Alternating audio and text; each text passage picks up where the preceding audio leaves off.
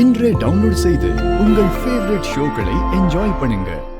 அப்பா, நீங்க முதல்ல அம்மாவை எங்க பாத்தீங்க?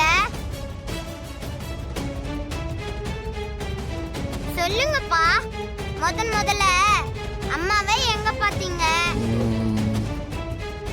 ஒரு நாள் காலையில நான் ஆபீஸ்க்கு போயிட்டு இருந்தப்போ உங்க அம்மா ரோட்ல நடந்து போயிட்டு இருந்தாங்க. அப்போ அவங்க பீச் கலர்ல புடவை கட்டி இருந்தாங்க.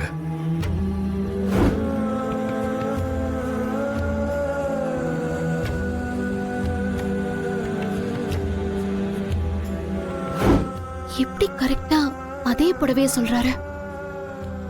உங்க அம்மா நடந்து போறத பார்த்தப்போ எனக்கு தெரியாதுடா, இவங்க தான் காலம் முழுக்க நம்ம கூடவே வரப்போறவங்கன்னு. அன்னைக்கு அப்படி நடந்து போயிட்டு இருக்கும் போது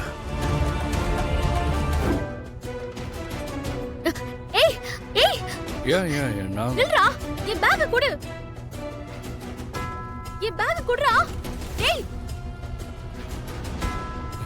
ஏய் டேய் நில்றா. டேய் டேய் நில்லு. என் பேக் கொடு.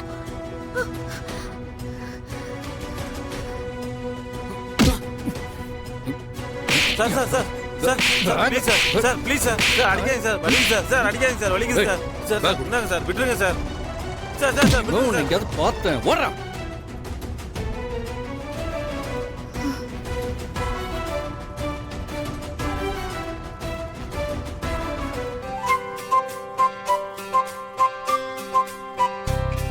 ஏ ராசா குருவி அடிவெள்ளி அருவி ஆகாசம் கொடுத்த அழகான பருதி, இந்த வாழ்க்கை வாகனம் நிக்காம ஓடணும், ஏழேழு ஜென்மமோ ஒன்னாவே வாழணும், சந்தோஷ சதிராட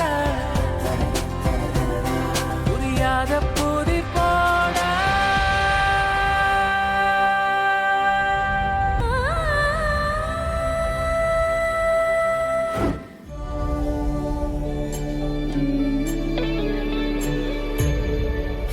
அப்புறம் அப்பா அந்த ரவுடி கிட்ட இருந்து ஹேண்ட்பேக்கை வாங்கிட்டு வந்து உங்க அம்மா கிட்ட கொடுத்தேன்.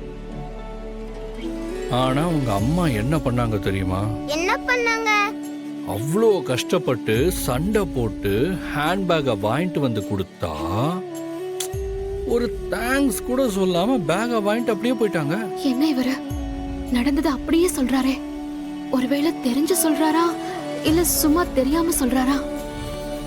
அதுக்கப்புறம் அப்பா ஆபீஸ் போனா அதே ஆபீஸ்க்கு உங்க அம்மாவும் வேலைக்கு வந்திருக்காங்க. அப்புறம் என்ன, நான் சீட்ல உட்காந்து என் வேலைய பாக்குறேனோ இல்லையோ உங்க அம்மாவையே தான் பார்த்துக்கிட்டு இருப்பேன். சாரி பாரதி, அவனுக்காக தான் போய் சொல்லிட்டு இருக்கேன்.